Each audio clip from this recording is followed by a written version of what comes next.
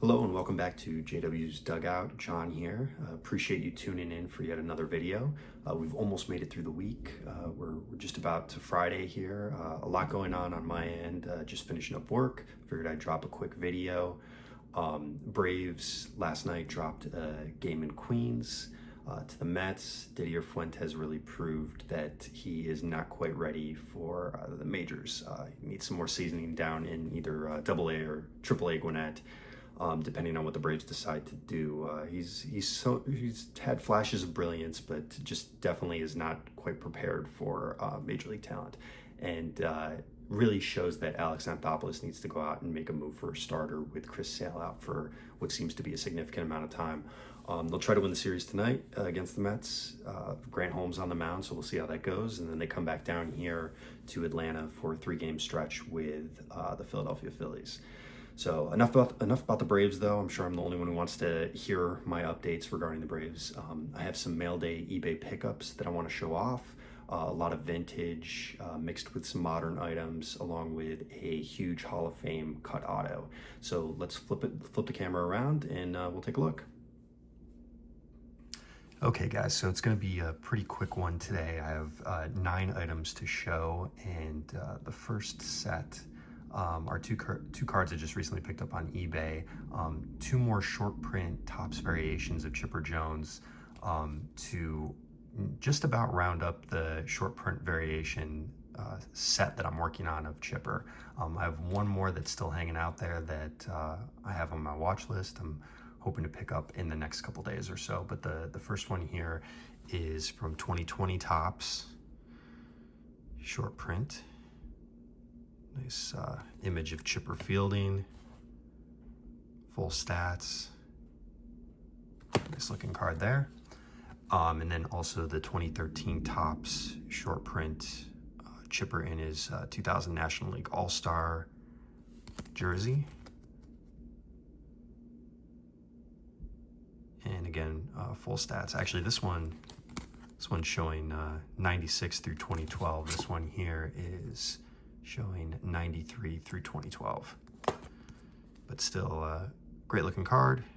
This one's a little bit more pricey than this one. I have one other one, like I said, hanging out there. Hope to complete my set here in the next couple days. So there's those. One very modern addition to the Fred McGriff collection. He is, as I mentioned in the past, he's one of my PCs, one of my all-time favorite players. This is from 2024 Topps Boomers Baseball, and it's the green parallel out of 75. It's, what's the number on there? 28 out of 75. And this is one of those quirky top sets that really just seems to be a money grab that is focused on Chris Berman, of course, the iconic personality from ESPN, who loves to, toss out those nicknames. So Fred Crime Dog McGriff. We're going back to celebrate Chris Berman and some of his most iconic baseball calls ever. Topps is proud to have Boomer bringing his unique flair to baseball cards. So not the greatest looking set, but it's new Fred McGriff, so I'll pick it up. All right, let's move into some vintage. The first ones that I want to show you here, there's 3 from the 1951 Bowman set that I'm slowly but surely putting together. All SGC, all low grades, but if you know me, I don't care. I care more about the card. I could care less, if it's a 3 or a 4. That doesn't really bother me. I obviously want the card to look nice, but not too picky when it comes to having to have the most pristine version of the card. So the first one here is a SGC 4 Casey Stengel. It's a nice looking card. Obviously there's some issues here. We've got the line that meanders just under his cheek or his chin there, and then there's some spotting on the back baseball here, and then up top. But still a really good looking card. I love the 1951 Bowmans. So there's that one there. We have an SGC2 George Kell. Obviously these aren't perfectly centered. The back on this one looks fantastic. Kell was the batting champion of the American League in 49, was the runner-up in 50. We batted 340. So there's that. And then I've got a Duke Snider SGC2. Love the look of this one as well. And again, the back looks pretty clean on this one. All right, so there's the 1951 Bowmans. I also picked up two 1939 play balls. Perhaps one of my all-time favorite old-time players.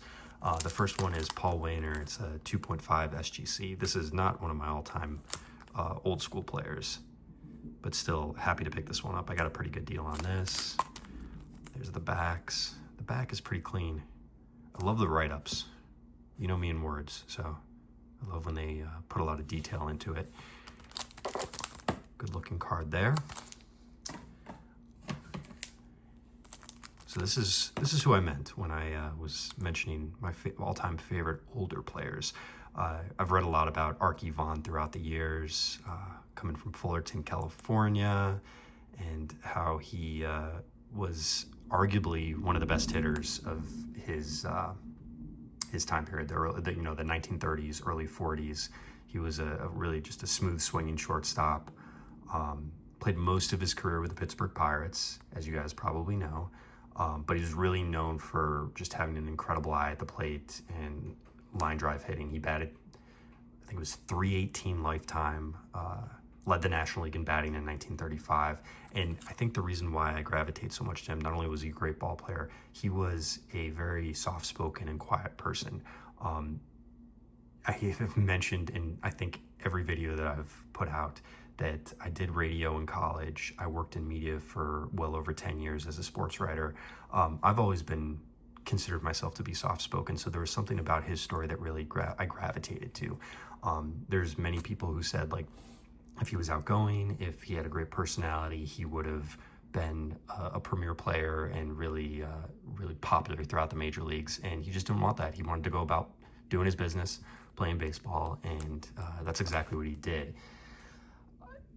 It took him a while to get into the Hall of Fame. I believe he was inducted in 1985, but it was long after his playing days, and it was, not before fans and historians really recognized his brilliance. The other kind of interesting story with this is that he, after he retired, and him and his wife, they bought a ranch in California, and he used it to, to fish, hunt, and to tend cattle and the whole 9 yards. I think he was 40 or 41 years old. I'll have to just double check on that. But he was in a nearby lake with his friend boating, and basically, as the story goes, his friend stood up, the boat capsized, both men drowned, and it was just a sad end to his story. So he didn't live a very long life, only 40, 41 years old, but still made a huge impact on baseball. And the other thing that is really interesting, and I'm actually just looking this up now, is his connection to Richard Nixon, who went to the same high school as him, played on the football team. Arky was apparently like a great football player as well, a star halfback. And Nixon was a big proponent of Arky Vaughan and called him, one of the greatest shortstops of all time when he was president. And he's been on, countless lists in the top 100 baseball players of all time. Joe Posnanski, if you haven't read the Baseball 100, which I highly recommend, probably my favorite baseball book of all time. That's saying a lot. I've read a lot. He rated him, I think he was in the top 60, maybe 60, 61, something like that. So just a wonderful baseball player. I hope to add more Arky Vaughan as things progress here. So there's that. All right, and now the final piece that I want to show you today. This one is a big one. I spent a little bit of money on this, but this is a 1943 Philadelphia A's album page, signed PSA DNA certified mint 9, with a number of players on it. But of course, the real reason I got this was for that signature right there up top, Connie Mack. So that adds to my Hall of Fame auto run. Now the interesting thing with this, I think it's a great signature. This likely was an album page that a kid in the 40s had and got autographs. He was probably living in Philadelphia at the time, because you've got the A next to the player's names, or the manager's name. You've got a P here. This is Schoolboy Rowe, who's a great pitcher, very underrated pitcher. You've got the P next to him. So he had Philadelphia Athletics sign it. He also had Philadelphia Phillies. There are a few names that I'm actually just one name that I wasn't able to track down, but basically you've got Connie Mack, you've got JoJo White, who was an outfielder for the Athletics. You've got Schoolboy Rowe, which I already mentioned. He was on the Phillies in 43. You've got the pitcher right there, Tal Abernathy. You've got Hal Wagner, who's the catcher. Third baseman, Eddie Mayo. On the back here, you have first baseman Dick Seibert and outfielder Elmer Vallo. Now, these aren't like household names. These are, average, well below average Major League Baseball players. The 1943 Philadelphia A's were not a good team at all. They finished 49 and 105. They were actually 49 games back of the New York Yankees, who eventually went on to win the World Series in 43 over the Cardinals. So interesting piece here. Obviously, I got it for Connie Mack.